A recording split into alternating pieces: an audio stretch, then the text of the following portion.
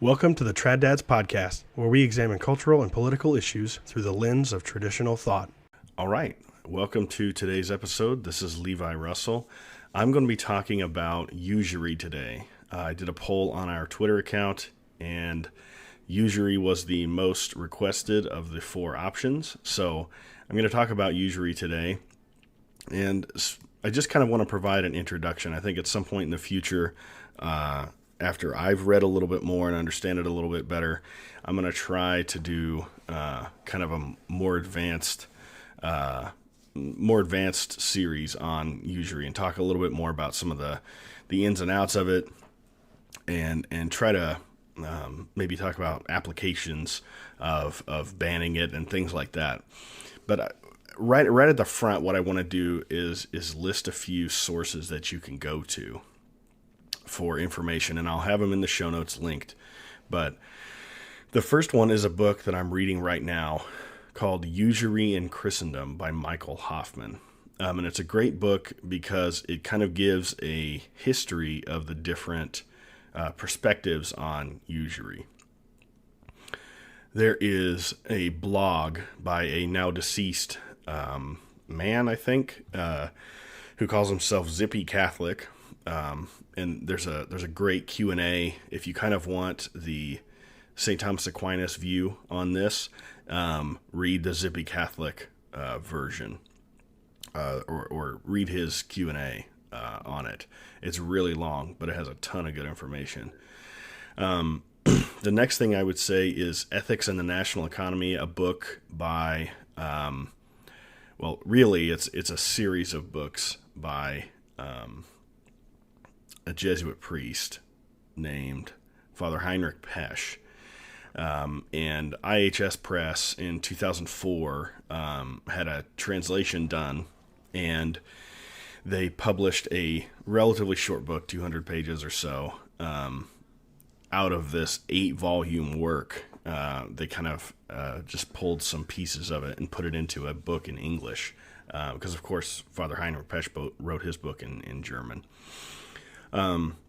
Another is an encyclical by Benedict the 14th, Pope Benedict the 14th, called Vix Pervenit. Has some interesting, is a short, very, very short discussion. It's not really an encyclical. It's more of a letter to the Italian bishops, but you can read it in Italian or you can read it in English, I think. But it's a nice little primer on kind of what the church thought at the time. I think around the 16th century of usury. The Summa has some information on the Summa Theologica has some information on usury, but you'll get a lot of that from the Zippy Catholic Q&A. And then I have a piece on kind of more of a modern policy piece, so taking sort of a common definition of usury. What would that look like if we were to ban usury? And so from that, I think it would be good to start off just talking about definitions of usury and kind of how we understand usury. So the general definition of usury is simply the taking of interest on loans. And I would say across the different texts that I've read, there's a pretty uniform disagreement with the common view. So the common view today is that usury is, excessively high interest rates. And there's I think across the documents I've read, there's a pretty uniform disagreement with that concept. It's much more fundamental in terms of, what is wrong with usury.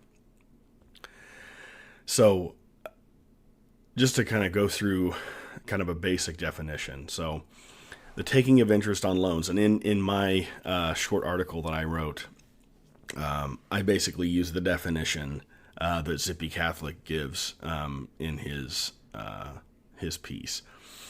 And so what he says is basically, for all practical purposes, it's the taking of profitable interest on loans without collateral, and those loans are full recourse. So I'll explain all of that. So first of all, profitable interest, right? So, is it permissible for someone to take to recoup some of the costs of lending? And so if we think about this in a historical perspective, banks didn't always exist. There wasn't always, this idea of an institution that collects money and then lends it out. And so just as, we think that any other service, it's reasonable for someone to charge for a service. Well, it's reasonable for a bank to charge for the costs of its operation, right? So you got to pay people to, facilitate transactions. You have to pay some people to manage, just manage any physical institution like a bank. And so potentially, some upfront fees, right? And we have these days, you take out a loan, especially a big loan for a house or something. There's fees and stuff like that the banks wants up front, whereas the interest is paid out over time. And so, maybe these fees or something like that would be acceptable under the sort of Zippy Catholic definition, which is what I'll call it. So the next piece is without collateral. Okay, so any loan that has collateral, so that works in its favor if the loan is collateralized. In terms of its definition of usury. So if the interest on the loan is profitable and there's no collateral, then it's automatically usury. Then the last piece is kind of related to collateral, but it's what we call full recourse. So full recourse loan is a loan that does not that allows the lender to basically go after the borrower for to make them whole, right? So think about it in terms of borrowing money for a car. So a full recourse loan would say that if you fail to pay, and somehow you defaulted on the loan, then a full recourse loan would say that the bank was entitled to the car, but if the value of the car was less than the balance that you owed on the loan, then a full recourse loan would say that you have to make up the difference between the value of the car and the balance on the loan to the bank. Okay. A non-recourse loan would just say that the bank has to take the car as its only payment for the loan, even if the market value of the car is less than the balance left on the loan. So the next thing is if we kind of think about it as any loan for interest is usurious if it has profitable interest on the loan and either has no collateral or is a full recourse loan. And I line this out in my article that I'll link below in the show notes. But I think that clarifies most of it. So what are some examples under this definition? Well, any business loan, let me get into the business thing later. Any consumer loan that has no collateral, so credit cards, anything like that, as long as the interest is taken for a profit, which of course it is. I would be hard pressed. You would be hard pressed to find a loan that is not that the interest is not at least intended to be a profit to the lender, unless we're talking about your mom or your friend or your parents or something like that, someone loaning you money for a period of time. In which case most of the time you're probably not going to have interest on something like that. So. Most loans today that you're going to get from any kind of an institution is any kind of consumer loan is going to be usury. If there is collateral, in almost every case that I can think of, these loans are always full recourse loans, which means that they would be usury. If you have a car loan, the lender can come after you if the value of the car is below the amount that you owe on the loan.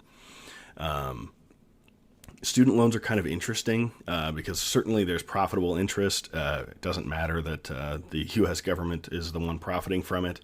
It's still profit. There really isn't any collateral for that. So that would automatically sort of put it in the same category as credit card interest. But I think where some of these things become a gray area is where we start to blur this line between a consumption loan and investment. So any kind of a business loan, even if it's profitable interest, even if the interest on that business loan is profitable, technically that would not be usury, because the any loan to a business, well, the entity, the business itself, is the collateral for that loan, so it's collateralized, and the interest is profitable, but it's justifiable because the business is supposed to generate a return, and the return that loan generates back to the owner of the business, well, a portion of that is justly then paid to the lender, because in a sense they are, they are not an owner of the business, but they are someone invested in the business in some way. When I discuss another definition below, I think, or here in a little bit, I think this will be a little bit of a challenge. But anyway, business loans under the Zippy Catholic definition, I think business loans would be justifiable because there's an investment there that generates a return, and therefore the interest is justifiable. Obviously, any kind of consumer loan, it's a totally different story, right? If you buy a car or a refrigerator, for your own personal use, well, there's no return generated, and so then the interest is not justifiable because there's no return generated by that. Now, if you buy a refrigerator for your business, or you buy a car for a delivery business or something like that, then those items are either maybe overhead in the case of a refrigerator, or they're directly a profitable investment for the business in the case of the car. And so in that case, both of those items would be considered, to be part of helping the business to generate a return. And so then the interest on that would be justifiable. So to go back to student loans for a second, is a student loan, is that justifiable because it is an investment in something? I would probably say no, because there's not, it's not a business, right? Typically, it's not a business that's actually taking out the loan, right? It's an individual. And I would say that, at the time when the loan is made, there is no business to be investing in, right? You might say it's an investment in human capital. Okay, fine. But human capital in the real concrete world is not a business. So I don't think we could call that investment for the purposes of a loan. So in the book that I mentioned earlier, Ethics in the National Economy, this excerpt from Father Pesch's broader work, just a sip of coffee there. In his book, he really kind of brings in this concept of risk. And that the test of whether something is usurious is the risk shared between the lender and the borrower. And so this kind of fits mainly in the business realm. And so the conclusion that you would draw, I think, is that equity investment in a business is morally permissible, right? If you're a stockholder in a business, well, you're the owner and you are taking on the risk of that business.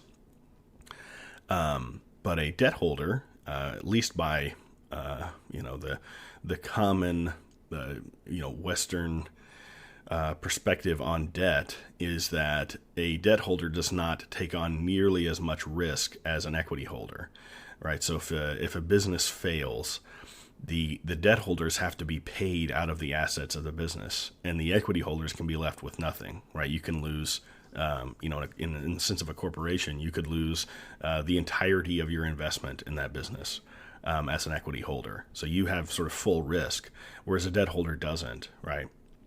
I have some risk. It could be the case that if the business goes belly up and goes bankrupt, there wouldn't be anything left for the debt holders to recoup. But because they're first in line, there's such a significant reduction in the risk they have, that this sort of thing would be considered usury under this idea of shared risk. And we see examples of this kind of thing, that debt holders are treated very differently. So back in the 2008, 2009 recession, financial crisis, these bailouts of bondholders and stuff like this with the auto manufacturers and this sort of thing. We consider this as sort of enabling usury from this sort of risk perspective. And so, I think this risk thing is interesting, and I think it, I need to do more reading. But from my point of view, this, I think, gives us a little bit of a broader framework, because, of course, even wherever we get our sort of moral principles, if we get them from the Catholic Church like I do, we have to also understand that these, while the moral framework itself is, we take as given, the application of it is sometimes a challenge, and especially, as I'll talk about later, the Catholic Church and Christianity broadly, after the 16th century, basically dropped the concept of usury as a morally impermissible action. It makes things challenging because after that period, we started to get a lot more innovation in financial instruments.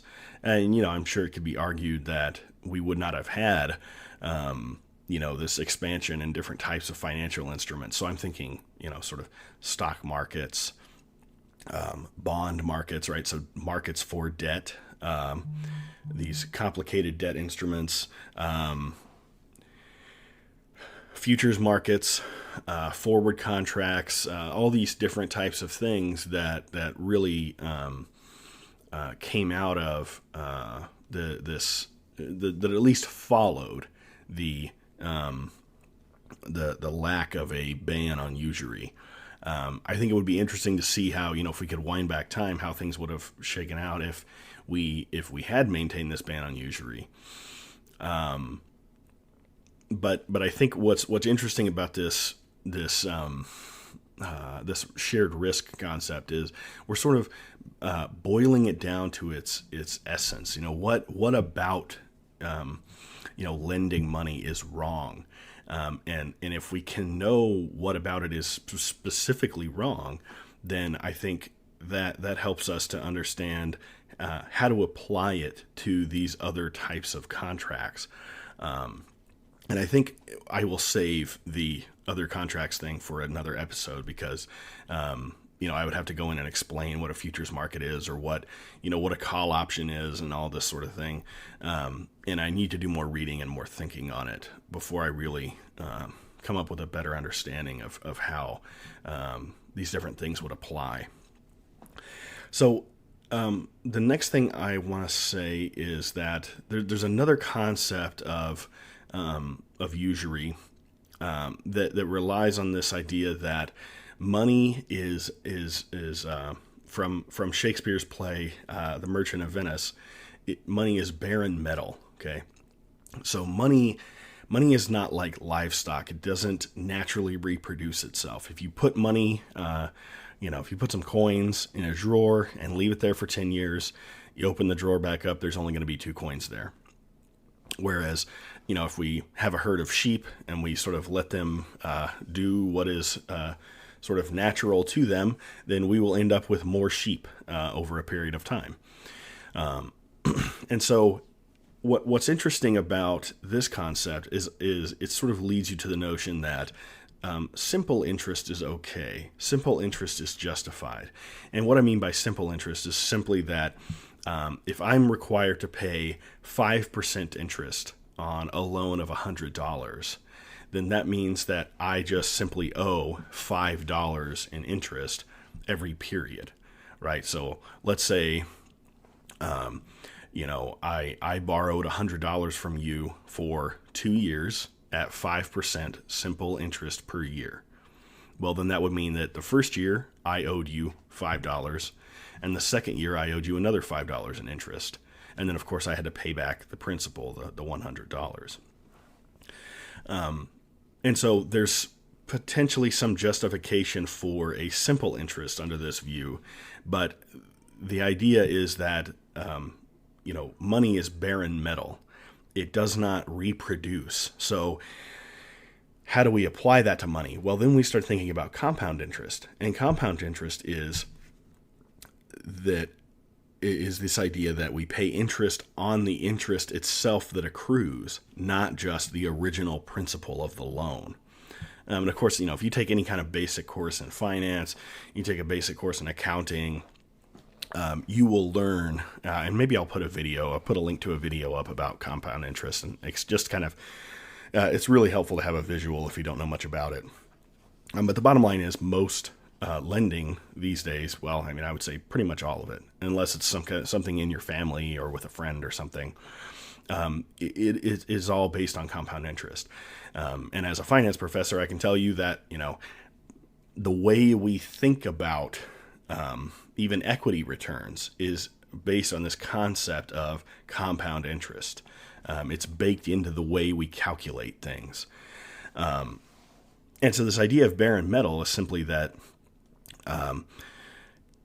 because nothing in creation can keep up with compound interest, right? So if you're always earning interest on the principal and the interest itself that you earned the previous year or whatever, that grows so fast that there is simply no way that any earthly investment in any kind of real thing over a period of time can keep up with it.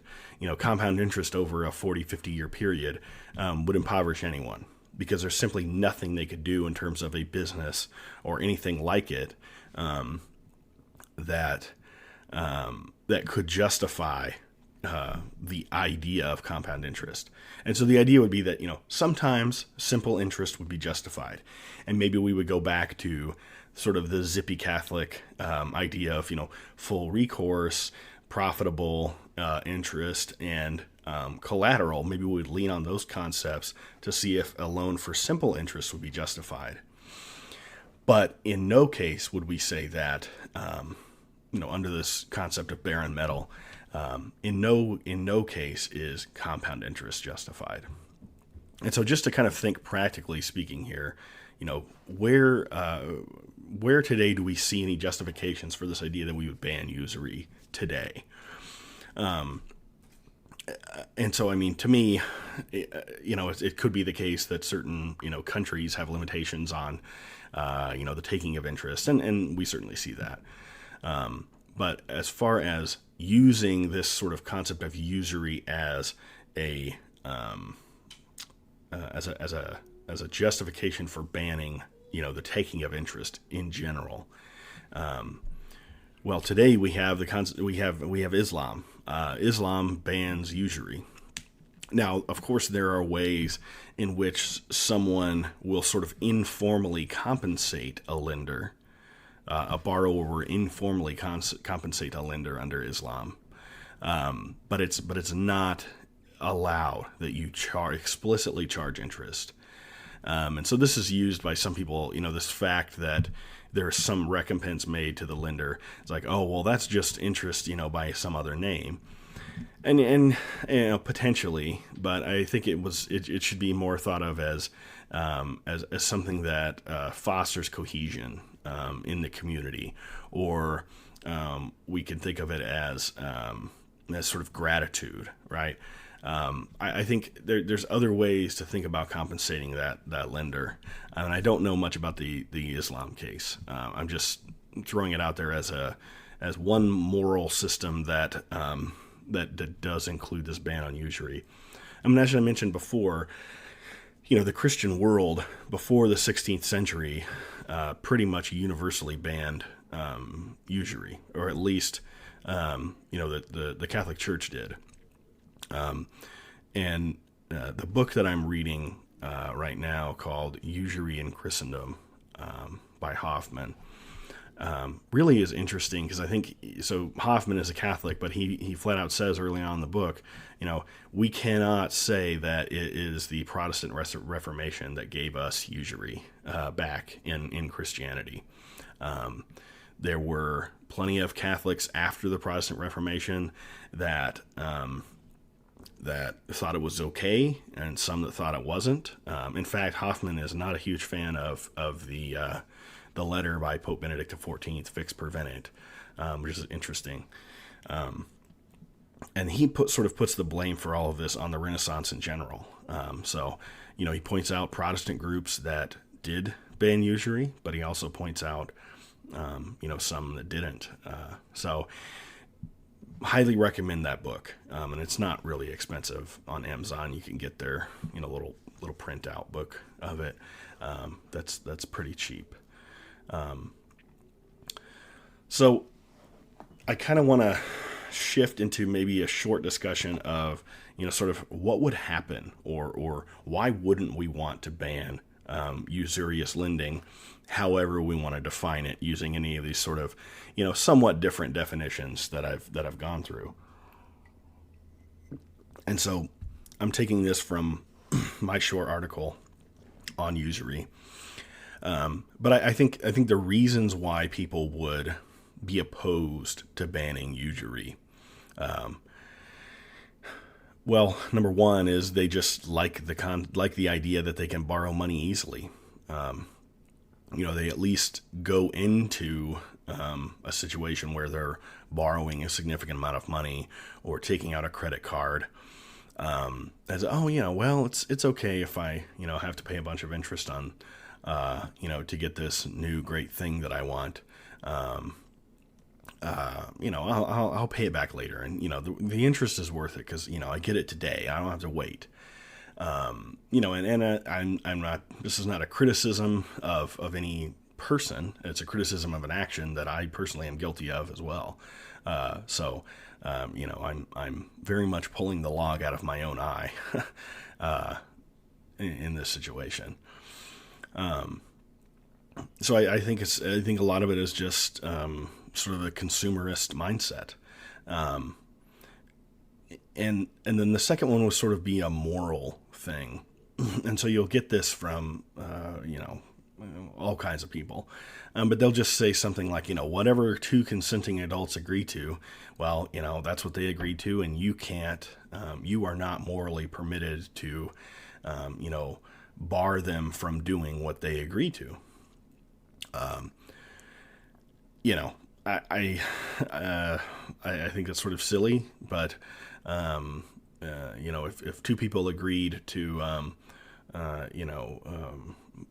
kill each other, well, I can still say that's morally impermissible and should be illegal. So I don't think there's anything useful in that as a sort of moral concept. But I think the first one is very powerful in sort of just the way people think today, is they want the stuff and they're going to get the stuff, and, the future be damned. And so, if we banned usury, even under the least stringent definition that I've given above,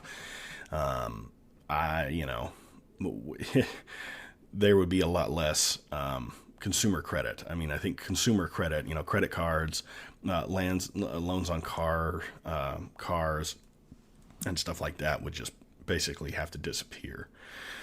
So what would happen, specifically? What are the things that would happen if we banned usury? So I mean, a direct ban on usury.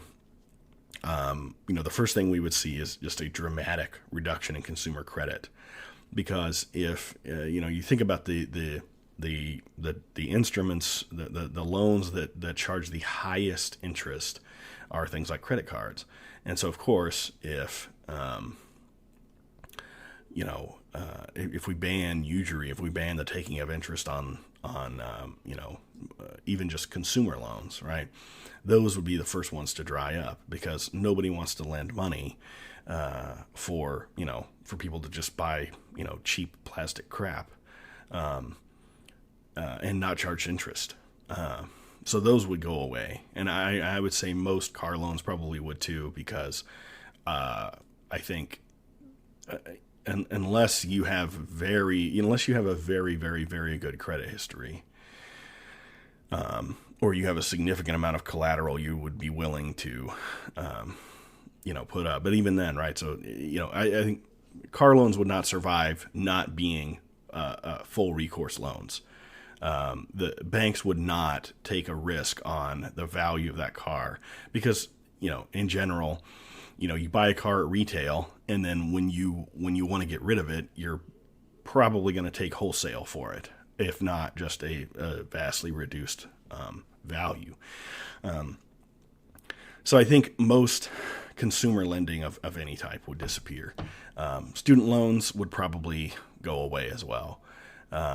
Unless, so you would see, I think maybe to an extent, you would see sort of a reorganization. So maybe things like student loans, you wouldn't have those, but you would have a situation where, people would go to a business, and, a business would say, okay, well, we will pay for you to be, for you to go through, such and such an educational program, providing that you promise to pay back a certain amount or work for us for a certain number of years or something like that. And whether or not that's usury, I don't know. But I think that's what you would see as sort of this change to different types of arrangements. And so just from a human perspective, I think, this collapse in, the financial sector in general would just, most of it would just collapse, I think. And that short run, hardship would be very difficult to bear. And so maybe you would think about something like where, maybe we phase this in over time. And if you did that, if you sort of, started with a certain class of loans and then progressively made the ban, broader over a broader set of different types of loans, then I think maybe, or even over the long run after such a collapse, right? If you just banned usury outright in 1 minute and the whole thing just fell apart, I think kind of what would happen from a social perspective is people's time preference would change. It would reduce their time preference. People would just start to see that, okay, well, if, these loans aren't available, right? Credit cards are not available for me to buy stuff that I want right now. Then they would just start to sort of take a longer perspective on things. And I think it's just because, our minds are shaped by sort of the institutions around us, right? If something is illegal, that puts, that makes us think differently about that activity if it's illegal. And so I think, we would see maybe a reduction in time preference. People would start to think about things over a longer period of time. They'd be a little more careful about the way they spend their money. And I think we would be more likely to sort of save our own money and just sort of live a simpler lifestyle.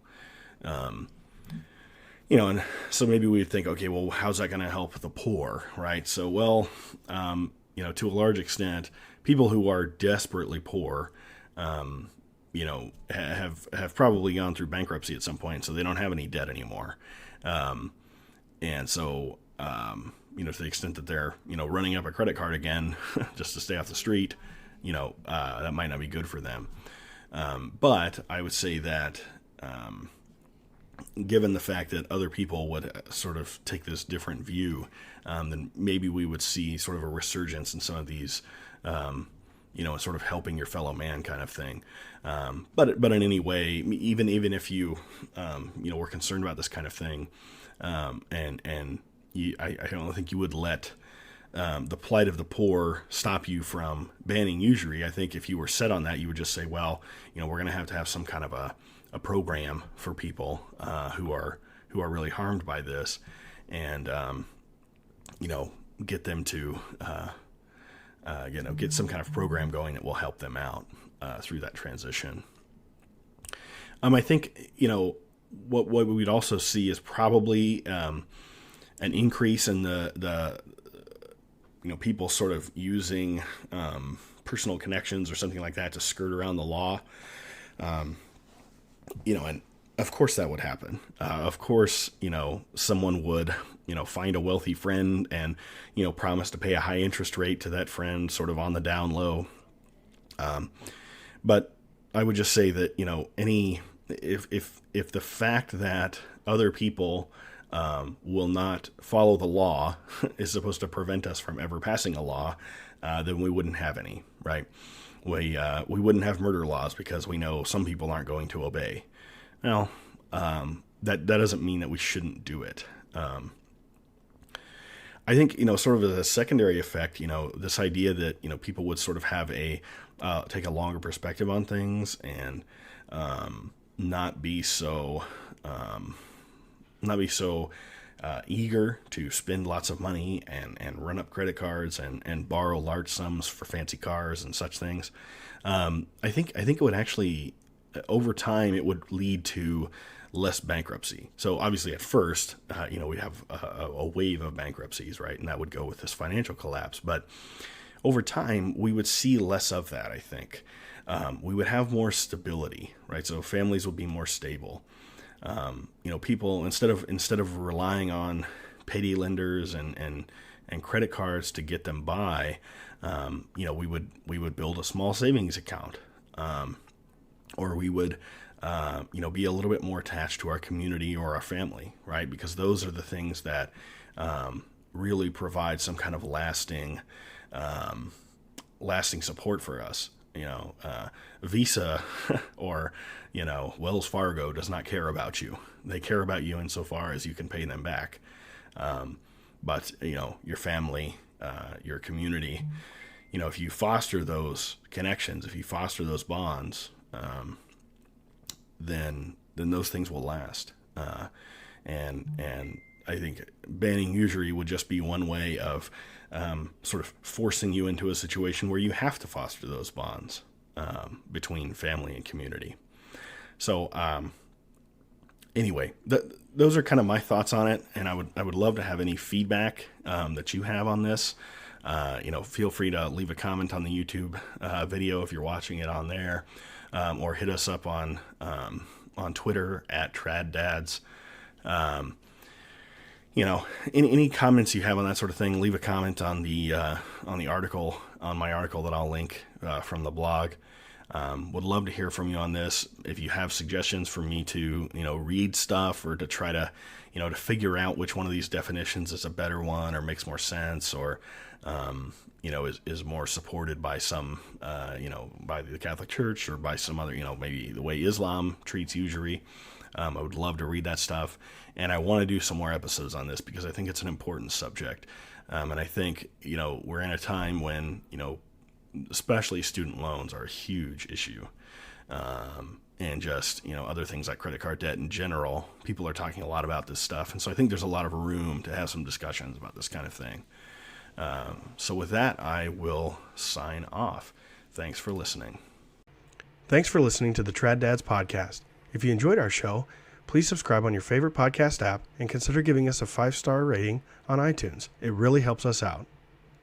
The podcast you just heard was made using Anchor. Ever thought about making your own podcast? Anchor makes it really easy for anyone to get started. It's a one-stop shop for recording, hosting, and distributing podcasts. Best of all, it's 100% free. Sign up now at anchor.fm/new. That's anchor.fm/new to get started.